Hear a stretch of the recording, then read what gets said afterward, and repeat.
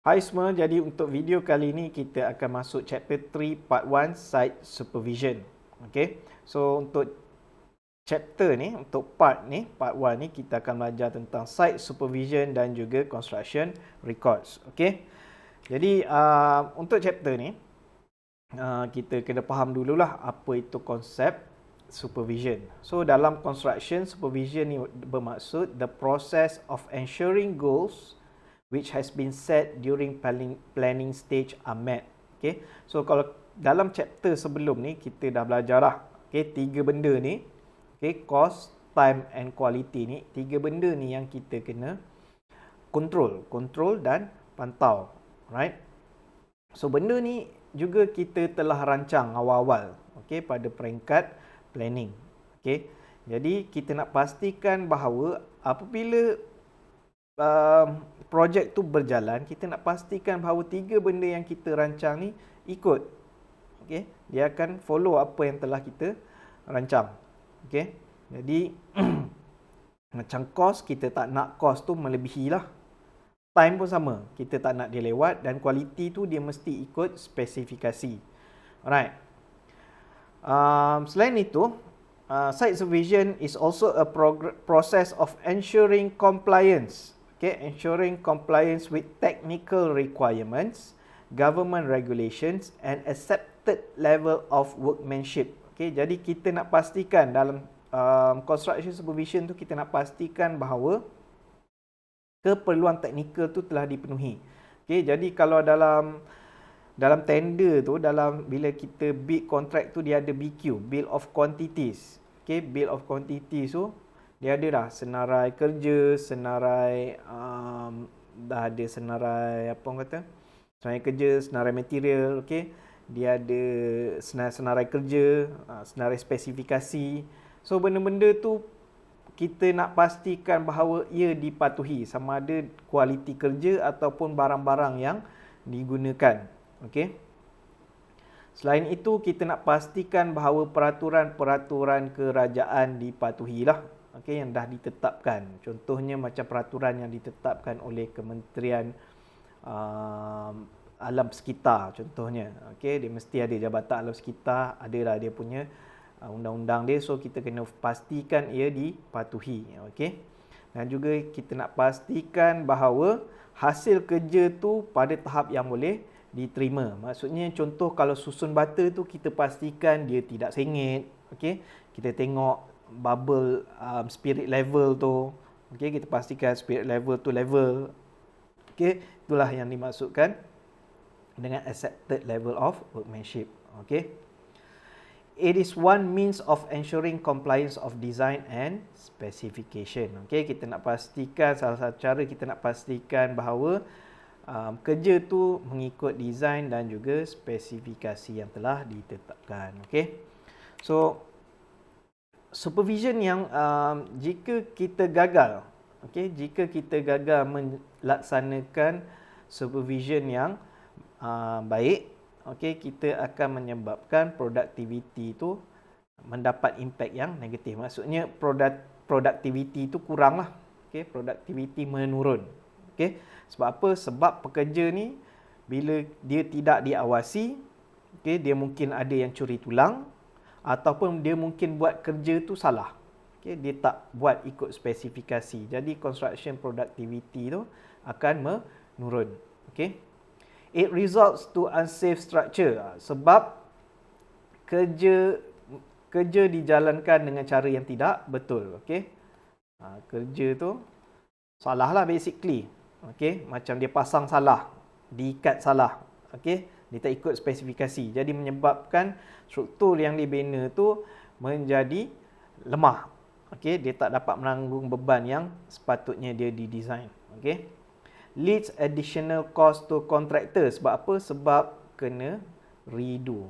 Okey, kena buat semula. Okey, benda dah salah, dah pasang, lepas tu salah, lepas tu kena buka lah balik.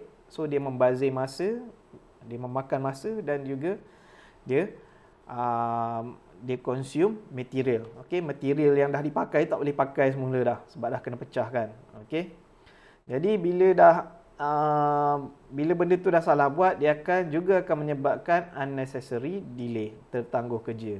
Okey, sepatutnya kerja tu dah siap tapi sebab salah buat, kena buat semula, so dia akan tambah masa tu. Okey. Okey, dan juga dia menyebabkan poor quality of work. Okey, ini sebab apa? Sebab tidak ikut kerja salah, tidak ikut cara betul. Okey, dia tidak ikut cara yang betul. Okey, jadi bila kerja tu dibuat dengan cara yang salah, dia akan menyebabkan kualiti kerja tu berkurangan. Okey. Okey, apakah definisi site supervisor ni? Okey, kalau ikut CIDB, definisi site supervisor ni adalah any employee who has acceptable level of skills, acceptable level of skills, knowledge and experience assigned to a construction site or any other such place to supervise construction work. Alright. Kalau kita tengok di sini, dia tak sebut pun kena ada diploma kejuruteraan awam. Okay, dia tak sebut pun nak kena ada diploma kejuruteraan awam.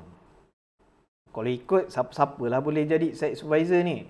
Okay. Tetapi dia sebut perlu ada acceptable level of skills. Dia kena ada skills, knowledge dan experience. So, daripada mana kita nak dapat tiga benda ni? Kita ambil CJ Diploma Kejuruteraan Awam lah. Okay. Di Politeknik ni lah kamu belajar skill dia, kamu belajar macam mana cara dia. Lepas tu, yang kamu belajar teori di dalam kelas tu, itulah knowledge yang kamu dapat, dan nanti bila kamu menjalani latihan industri, kamu akan dapat experience. Okey. Jadi tiga benda ni kamu dapat sewaktu kamu ambil diploma di sini. Okey. Dan kamu akan ditugaskan ke construction site ataupun tempat-tempat yang lebih kurang macam itulah. Okey, untuk supervise construction work. So itu maksud dia site supervisor. Okey. So site supervisor ni, site supervisor must be well equipped with knowledge, skills and attitude that will provide them unlimited choices when seeking solutions. Okay, when seeking solutions to project supervision problems. Okay, jadi kamu as a site supervisor, boleh dikatakan kamu ni adalah problem solver. Okey, orang yang dicari untuk menyelesaikan masalah di tapak bina. You decide apa yang nak dibuat lah. Okey, most of the time. Okey. So pekerja-pekerja tu, buruh-buruh tu dia akan ikut kamu lah. Alright. So that's why you need to have knowledge, skills and that attitude. Okey. Sebab kamu nak cari jalan penyelesaian terhadap masalah dekat site. Okay. So in doing so, okay, the site supervisor must become one of the most resourceful person. Okay. Resourceful person ni maksudnya orang yang dia dapat melaksanakan tugas dia dengan apa yang dia ada. Okay, dia dapat menyelesaikan masalah dengan apa yang dia ada. Okay, dengan sumber yang dia ada tu, dia boleh fikirkan jalan penyelesaian. Itu maksudnya resourceful person. Okay. Contohnya macam nak menulis dekat atas kertas. Nak menulis di atas kertas. Kamu tengok tak ada pen. Okay. Jadi kalau kamu resourceful person, kamu akan carilah penyelesaian macam mana kalau tak ada pen tu nak buat apa. Okay. Kamu cari jalan, tengok sekeliling apa yang boleh digunakan untuk menggantikan pen tu. Okay, itu resourceful person. Kalau kamu tidak resourceful, kamu tengok tak ada pen tu, okay, kamu biarkan je lah kerja tu tak berjalan. Itu bukan resourceful person. Resourceful person dia akan cari jalan penyelesaian. Okay. Okay, so yang saya tunjukkan dalam slide ni adalah iklan, okay, iklan. Okay, vacancy for site supervisor. Alright, so yang ni dekat Kuala Lumpur lah, KL. Okay, kalau kita tengok ni gaji site supervisor ni lebih kurang dalam lingkungan 3,000 to 4,500. Alright. So kalau yang ni kita tengok, kamu nak gaji yang macam ni kena at least 2 years of working experience. Okay. Alright, so kita tengok apa dia punya roles dia. Okay, roles dia as site supervisor. Kalau kita tengok contoh di sini, supervise all site activities, monitor the work progress. Okay, so kamu memantaulah kerja-kerja aktiviti di site. Make sure dia follow schedule. Okay, follow jadual. Right. Liaise and coordinate with client and subcontractor for the work schedule and resolve any outstanding matter that can cause delay. Jadi kamu akan berhubung, okay, dengan klien dan juga subkontraktor berkaitan dengan jadual kerja, okay. Dan juga kamu menyelesaikanlah apa-apa masalah perkara yang menyebabkan kelewatan kerja, okay. Lepas tu report to superior for the work progress. Basically kamu kena sediakan work progress, okay. Kamu as site supervisor, at the end of the day kamu kena buat report, okay, tentang progress kerja kamu. Okay, so tu nanti kita akan belajar lah dalam site meeting. Okay, dalam site meeting ada kamu kena report progress kerja. Okay. Ensure work quality is achieved and safety regulation are complied. Kamu kena pastikan kualiti kerja tu tercapai dan juga semua peraturan keselamatan mesti dipatuhi. Kamu kena pastikan bahawa buruh-buruh tu dia pakai safety boot, dia pakai hard hat, dia pakai safety vest. Kalau kerja tempat tinggi dia pakai safety harness. Okey, kamu kena pastikan benda tu sebab mereka adalah tanggungjawab kamu. Alright. Carry out necessary site inspection from time to time. Okey, ni nak pastikan kerja dijalankan dengan betul. Okey. Ensure material receipt are being delivered to the designated location. Okey, pastikan bahawa material yang datang ke site kita tu, supplier hantar material dekat site tu, kita kena pastikan bahawa benda-benda tu diletakkan di tempat lokasi yang telah ditetapkan, lokasi yang betul lah. Okey, tak adalah nanti dia hantar reinforcement bar, okey, 2-3 tan tu dia letak tempat 200 meter jauh daripada kawasan nak kita buat construction tu. Jadi tak pasal-pasal kena angkat pula. Besi tu dah lah berat. Okey. So inilah antara kerja-kerja. So kamu boleh tengoklah banyak lagi. Okey, so lepas ni saya akan beri satu tugasan kepada kamu. Okey. So kamu tengok dalam CDOS, dalam forum tu, so kamu kena cari iklan yang seperti ini. Okay, cari iklan yang seperti ini, dapatkan link dia dan share dalam forum. Kemudian kamu extract ni. Okay, kamu extract dia punya responsibilities. Okay, kamu type semula responsibilities di bawah link yang kamu share tersebut. Okay, so tengok dalam CDOS, tengok dalam forum. Okay, ada arahan di situ macam mana nak buat. Okay. So, tujuan dia supaya kamu nampak dengan lebih jelas apakah tugas site supervisor ni sebenarnya dan juga apa requirement dia, apa yang dia nak daripada site supervisor. Okay, apa yang dia nak daripada kamu kalau dia nak ambil kamu jadi site supervisor. So, kamu boleh bersedialah sebagai pelajar, kamu boleh bersedia untuk menghadapilah satu hari nanti. Okay, lepas kamu keluar poli. Okay. So, lain-lain ni ada, kamu cuba cari, okay. So, make sure yang kamu cari tu adalah site supervisor, penyelia tapak bena, bukan site safety supervisor. Bukan dia site supervisor saja, bukan site safety. Site safety tu lain. Okay. Site supervisor pula, make sure dia construction site. Kalau kilang tu bukanlah, itu dah luar kita punya scope kita. Scope kita adalah construction site supervisor. Okay. Bukannya site safety supervisor ataupun factory supervisor ke, bukan. Okay. So make sure kamu baca dalam tu dia merujuk kepada construction site supervisor yang basically yang merujuk pada civil engineering punya supervising lah. Okay.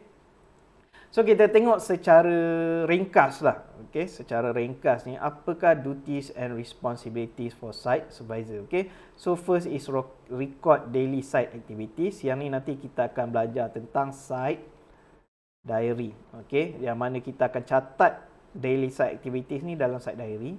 Lepas tu kita monitor work on site, okay, to ensure kerja mengikut spesifikasi yang dah ditetapkan. Okay, should follow spec and plan.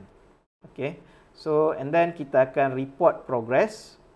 Okay, report either written, okay, ataupun in meeting lah. Control and check quality of work. Okay, kita tengok hasil kerja. Okay, kita tengok hasil kerja pekerja kita.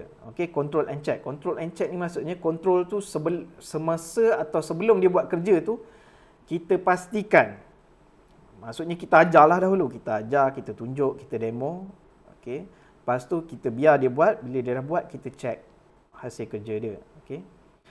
Seterusnya, coordinate deliveries of material, plant and equipment. Okay, kita kena selaraskan lah. Okay, penghantaran material, logi dan juga peralatan dekat tapak bina. Okay, nak pastikan bila diterima tu dia diletakkan di tempat yang betul. Okay, dia dihandle dengan betul. Okay, supaya tiada kes kehilangan. Alright. Attending site meeting. Okay, so selalunya dalam site meeting ni pun kita akan report progress lah dalam site meeting. Okay, yang ni kita akan belajar sekejap lagi.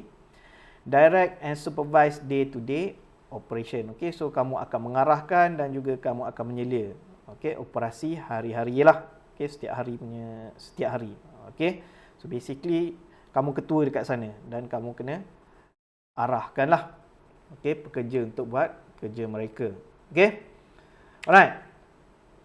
Seterusnya adalah assistant engineer. Okay, so assistant engineer ni dalam civil engineering ni kalau kita cari tak banyak sebenarnya. Okay, dia kalau dalam electrical or mechanical banyak lah. Okay, tapi kalau assistant engineer ni, okay, beza dia dengan site supervisor adalah assistant engineer ni dia lebih kepada design. Okay, dia lebih kepada tugas-tugas design. Yang mana dia kalau kita nak cakap dia kerja office work lah. Okay, while site supervisor ni kerja dia dekat site. Okay, kerja dia dekat site. Alright, so assistant engineer ni usually kerja dia berkaitan dengan design. So dia akan bekerja dekat office, depan komputer. Okay, dia reka bentuk sistem. Okay, dia buat planning. Okay, sama ada dia lukis plan ataupun dia buat plan jadual lah, jadual kerja. Itu kerja dia lah, assistant engineer ni. Okay, dia membantu engineer. Alright. Site supervisor ni dia lebih kepada kerja-kerja dekat site. Dia lebih kepada hands-on punya kerja. While assistant engineer ni dia banyak kepada kerja-kerja yang melibatkan teori. Alright. So antara duties and responsibilities is developing construction plan. Okay, dia buat macam schedule lah. Okay, dia buat schedule. Okay, dia kira S-curve. Okay, dia buat Gantt chart. Okay, Gantt chart. Yang kedua adalah review project specification. Jadi dia tengok spesifikasi projek tu. Okay, maksudnya dia buat kiraan lah. Dia buat kiraan macam kamu belajar structure, theory of structure semua tu, bila kamu buat steel design apa semua tu, dia basically kamu review project specification. And then third is to report all expenses. Okay, berkaitan dengan perbelanjaan yang melibatkan pembinaan. Assist in design, develop and execute construction project. Okay, inilah yang banyak dibuat, design and develop. Okay, report the status of the project and provide technical assistance. So kalau ada problem dekat site, okay, mungkin dia akan berikan technical assistance. Mungkin ada pengiraan yang perlu dibuat, nak pastikan okay, benda ni in theory boleh tak, okay, boleh tanggung beban ke tidak, macam itulah. Alright, so assistant engineer in general is a problem solver. He relies on theories. he prepare plans, design and spec, prepare comprehensive engineering report. Okay, he visit site sometimes. Okay, so dia visit site. Kalau macam site supervisor, dia bukan visit site dah, dia memang duduk dekat site. Site supervisor. Okay, tu beza dia. Assistant engineer dia visit site. Okay, ordering equipment, spend most of their times to work indoor and design and develop system. Okay, jadi so itulah site supervisor dan juga assistant engineer. Okay, itulah tugas-tugas dia.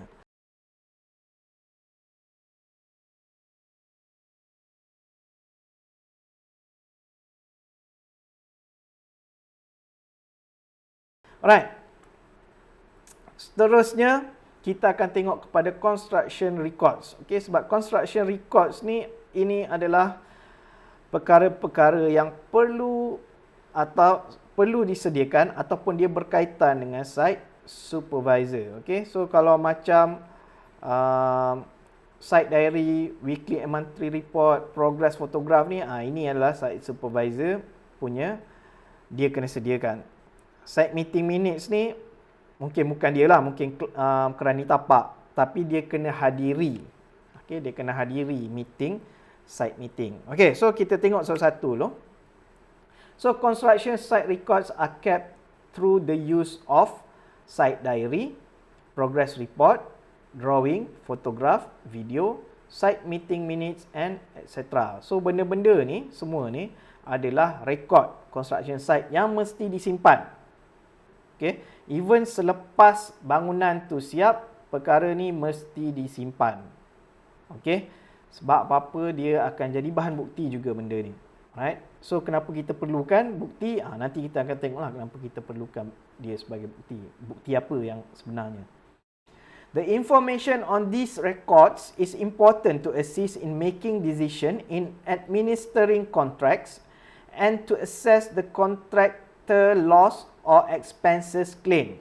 Okay, jadi maklumat-maklumat yang ada dalam rekod ni, dia membantu kita dalam untuk membuat keputusan dalam perkara-perkara yang berkaitan pelaksanaan kontrak dan juga kita nak menilai sama ada kontraktor tu, let's say kontraktor tu dia buat claim.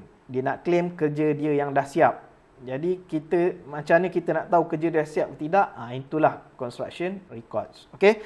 So, antara construction records yang paling common sekali, yang paling penting sekali adalah site diary. Mana-mana pembinaan dia ada site diary.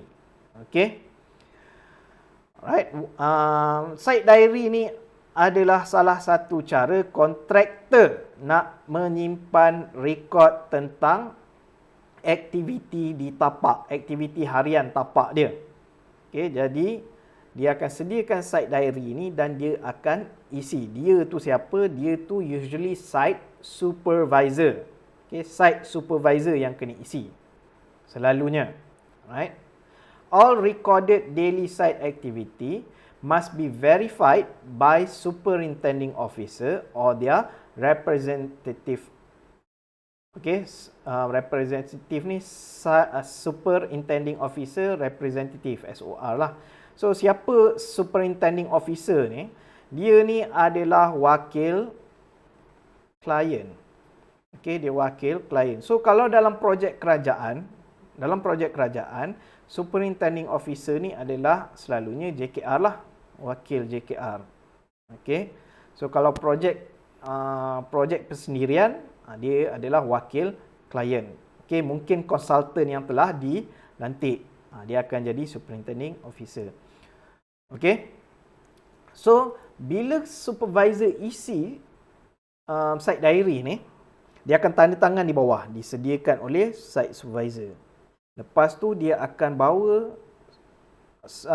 site diary itu pergi ke superintending officer dan superintending officer dia akan sign, disahkan oleh. Maksudnya sekarang ni dua-dua tu bersetuju. Site supervisor ni adalah wakil kontraktor, sementara superintending officer adalah wakil klien. So dua pihak ni kena ada. Kena sahkan kandungan dalam tu. Okey. Jadi penting kedua-dua pihak ni, kontraktor dengan klien, dia mesti ada kopi site diary ni. Okey, kerana semua maklumat dalam site diary ni dia akan jadi bahan bukti yang penting jika berlaku apa-apa pertikaian dalam projek. Okey, so kalau dalam projek ada pertikaian. Okey, contohnya tiba-tiba je klien kata, kenapa lain bentuk dia? So kalau kamu kontraktor, kamu akan ada bukti bahawa ada dalam ni site diary ada tulis arahan untuk mengubah bentuk oleh klien. Okey, senang cerita site diary ni adalah rekod hitam putih lah.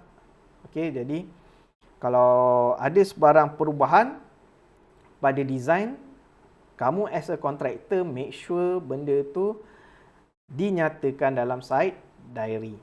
Okey, alright. Jadi kandungan dalam site diary ni dia dah tak boleh dispute dah, sebab every time, every day site diary ni diisi, dia mesti ditandatangani oleh kedua-dua pihak. Okey, klien dan juga kontraktor. Okey, jadi dia tak boleh nak dispute lagi dah. Okey, so apa content site diary ni? Dia ada dalam tu ada work description, okey, apa kerja-kerja yang dijalankan, okey, kerja-kerja yang dijalankan pada hari itu. Keadaan cuaca, hujan ke? Kalau hujan, berapa jam dia hujan? Dia akan bagi tahu pukul berapa sampai pukul berapa hujan. Okey.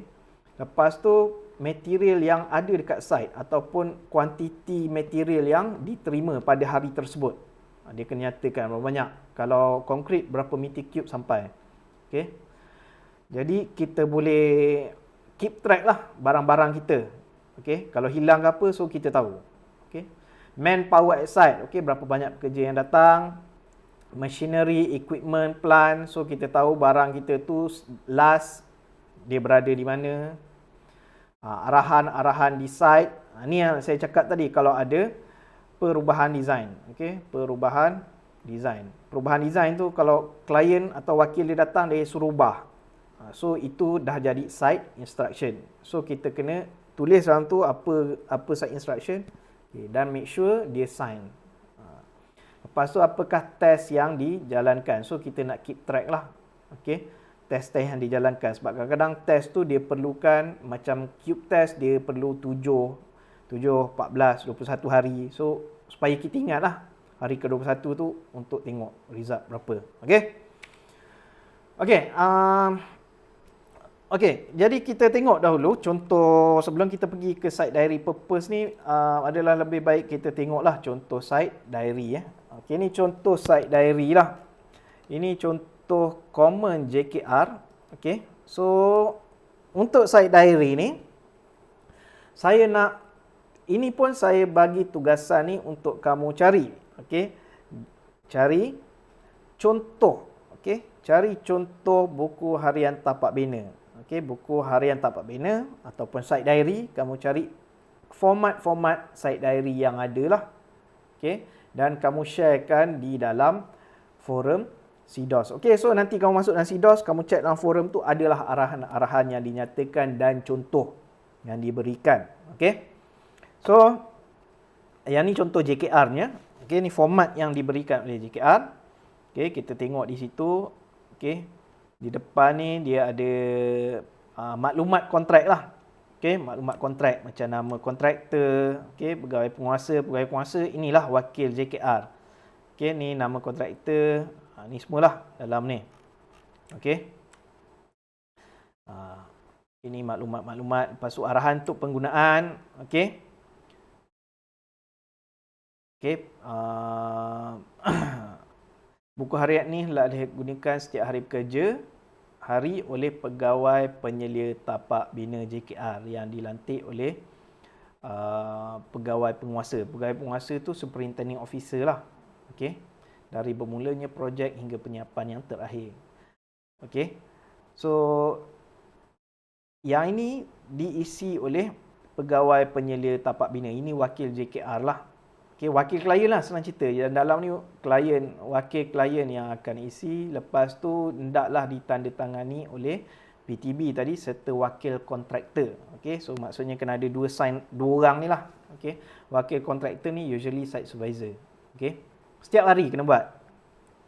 Okey, benda yang nak dimasukkan setiap hari di bawah tajuk adalah seperti catatan cuaca, catatan ringkas kerja utama yang dijalankan, yang menunjukkan keadaan kemajuan kerja.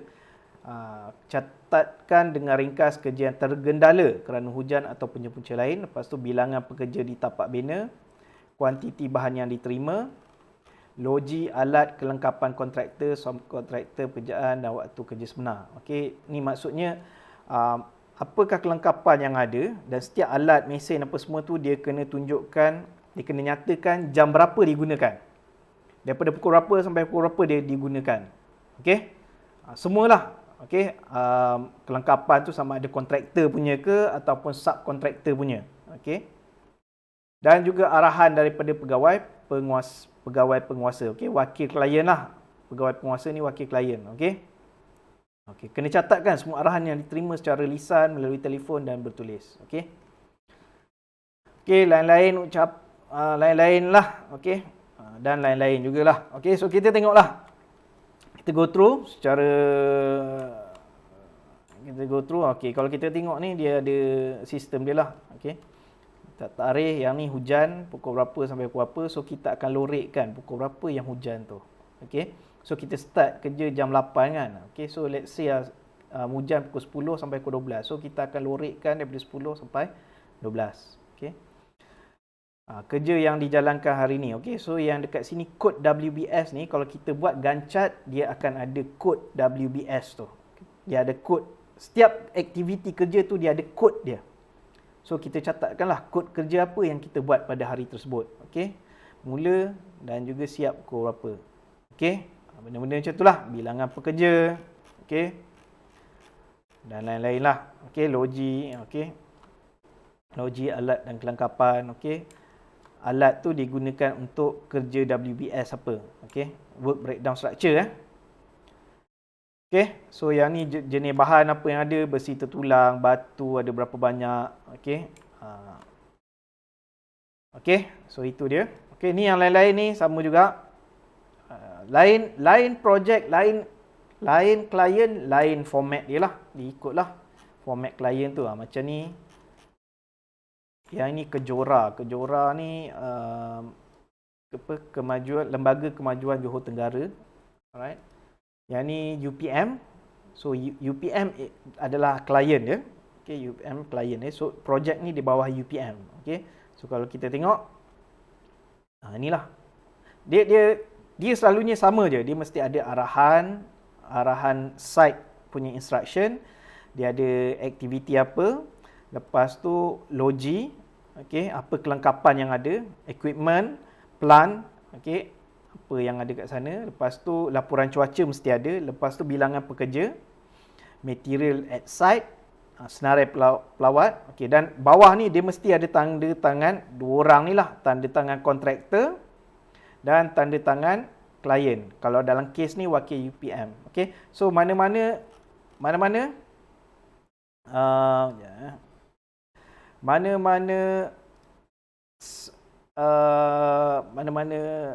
site diary ni bawah last sekali dia mesti ada tanda tangan lah, nampak ni. Site supervisor, kontraktor, lepas tu ada technician, assistant engineer. Ini selalunya wakil, ada dua tanda tangan lah, wakil klien. Okey, yang ni wakil kontraktor. Okey. So kita tengok lagi buku harian. Okey, yang ni simpelnya, ini luar negara punya. Okey. Yang tu kalau kita tengok report dia macam tu. Met with Jane and crew from 7:30 to 8:15, look over project site and review compose. Okey, dia ceritalah apa yang berlaku. Apa yang berlaku sepanjang hari tersebut lah. Okey, signature ada dua. Okey, signature mesti ada dua. Alright. Okey. So itu site diary lah. Okey. So apakah tujuan site diary? Pertama sekali adalah inclement weather. Okey, so inclement weather ni adalah yang dimasukkan dengan dalam BM dia inclement weather ni adalah cuaca buruk. Cuaca buruk. So basically bila cuaca buruk kontraktor tak dapat buat kerja. Jadi bila tak dapat buat kerja dia akan tertangguh. Dan bila tertangguh, dia akan claim extension of time. Okay? Extension EOT, extension of time. Jadi dia nak claim extension of time ni, dia perlu sertakan bukti. Dan bukti dia adalah catatan dalam site diary. Okey, dan juga mungkin gambar foto lah, right? Okey, yang kedua adalah design delay. Maksudnya kerja tu tergendala sebab perubahan reka bentuk. Okey, design delay. Okey, jadi design delay ni dia mesti dicatatkan kan? Dia dicatatkan dalam site diary. Okey, perubahan kerja tu tercatat dalam site diary. Jadi kontraktor dia boleh minta, dia boleh claim EOT ni disebabkan oleh design delay. Okey, lepas tu yang ketiga adalah negative variation. Negative variation ni adalah kita nak pastikan sewaktu pembinaan tu ada kerosakan yang disebabkan oleh kontraktor. Jadi kerosakan yang disebabkan oleh kontraktor dia tidak boleh claim. Okey. Dan dia boleh kena charge. Maksudnya kita as a client kita boleh charge dia. Okey, sebab kerosakan tu disebabkan oleh kontraktor. Okey. Jadi kita nak pastikan kerosakan yang disebabkan oleh kontraktor ni dia mesti bertanggungjawab dan kita akan back charge dia. Okey. Ikutlah berapa kalau perlulah, right? Yang keempat adalah progress claim. Okey, kalau kita ingat dalam design and build punya projek, bayaran ni dibuat atas progress kontraktor. So kontraktor bila dia buat kerja dia akan claim. Okey, mungkin at the end of the week or the end of the day dia akan claim kerja dia yang dah siap. Jadi macam mana dia nak buktikan kerja dia tu dah siap? Itulah dalam site diary. Okey. So dari situ klien tengok dalam site diary, okey kerja dia dah siap. Jadi dia akan bayarlah progress kerja tu. Okey. Yang kelima adalah recording safety. Okey, dalam site diary ni kita akan logkan sebarang kemalangan ataupun insiden, accident atau insiden. Accident ni dah berlaku. Maksudnya kalau ada batu jatuh kena kepala, itu accident. Insiden ni di mana batu tu jatuh hampir kena. Okey.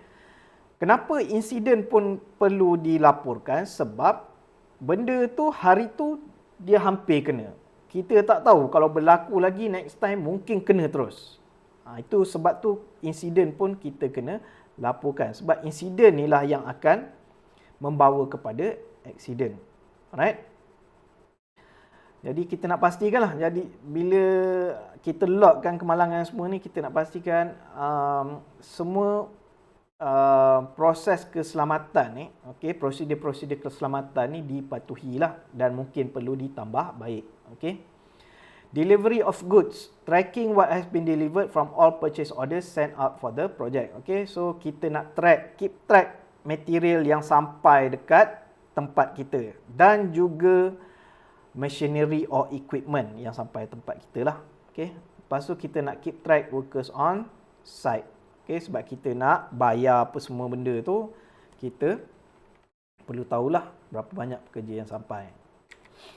Okey, ini contoh. Okey, so saya nak untuk kelas aktiviti, saya nak kamu search site diary ataupun apa tadi ni? Site diary ataupun buku harian. Okey, buku harian tapak bina. Okey, buku harian tapak bina. Cari tu.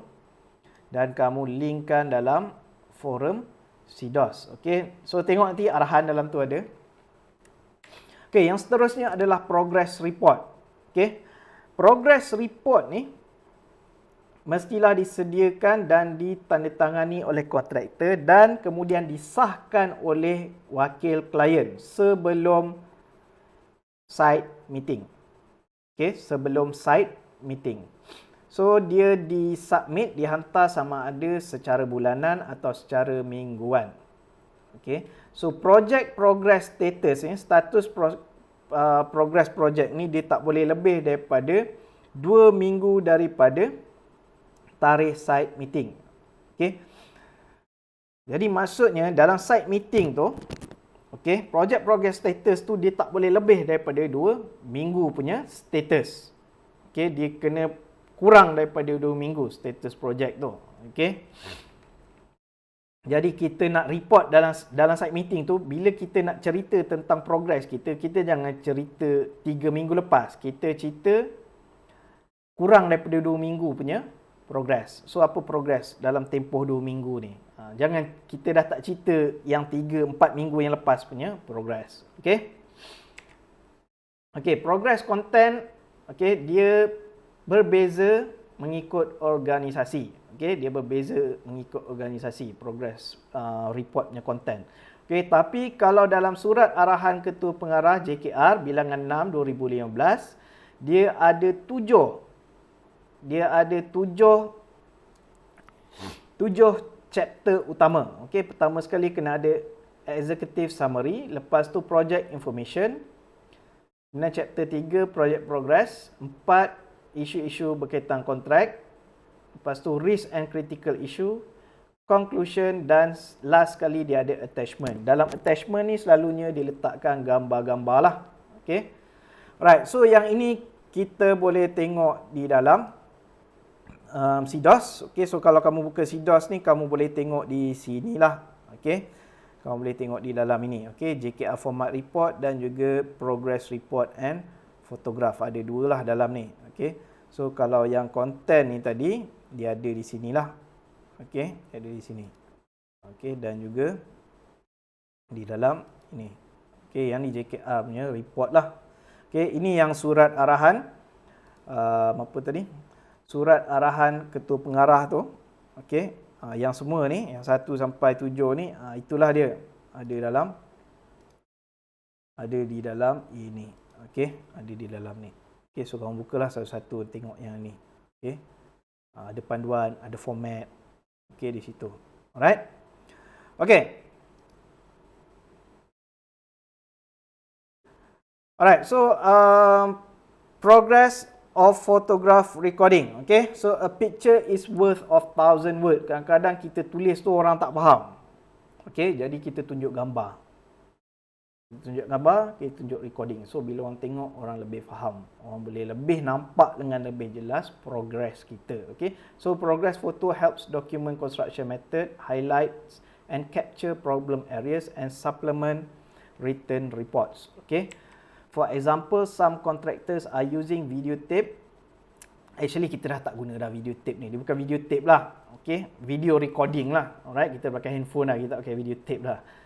Okay, using video and photos to record the location of wires and pipes in walls in lieu of sketching them on as the as-built drawing. Okay, apa yang dimasukkan dalam ini adalah kontraktor sebelum dia tutup, okay, selalunya pipe, okay, pipe dan juga wire-wire ni dia ditanam dalam dinding.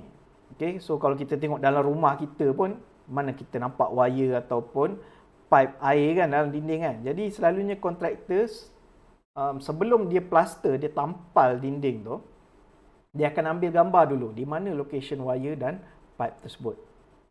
Okay, jadi nanti dia akan jadikan itu sebagai rujukan. Jadi tak adalah nanti kita drill dinding tu, kita drill kita punya pipe. Okay. This way everyone has a record of where these items are after the walls are covered with dry walls. Okay.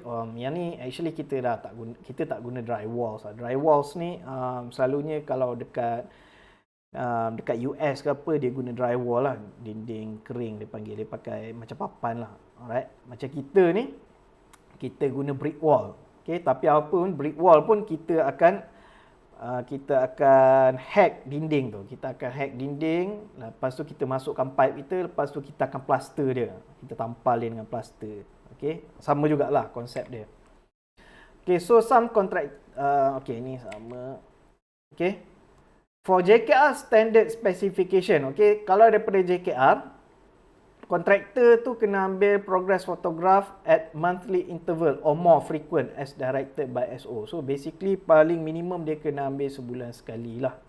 Right? Ataupun ikutlah SO tu. Kalau dia nak lebih daripada sebulan sekali, follow lah.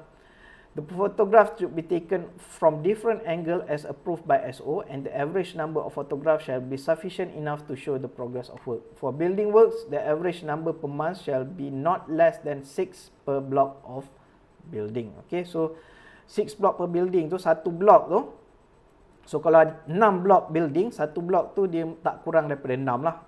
So kalau ada 6 kali 6 lah. Alright.